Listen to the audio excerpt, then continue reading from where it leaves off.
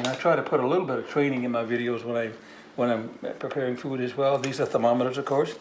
And I would suggest that you invest in a thermometer. They don't cost that much. This is a digital one here. Got a sleeve on its probe. It works very, very well. This is actually a pocket thermometer here, and that's a story for another day. They have these things in digital form now today too.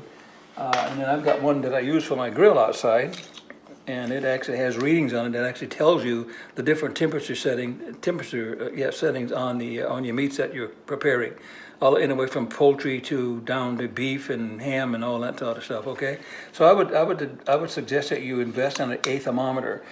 Sure, you can take your finger and stick it in there and do this, that, and the other. And I've seen applications where people are dropping drops of water in oil that's 350 degrees.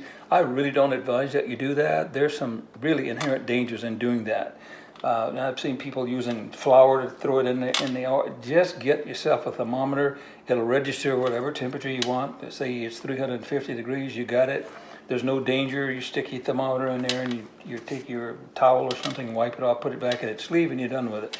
But it's a tool that you can use over and over and over and over and over again, and there's no danger in doing that. The danger is that if you don't have the proper temperature when you're cooking food stuff sometime, you're going to have a problem because of bacteria, because the oil wasn't hot enough or the oven wasn't hot enough, whatever. So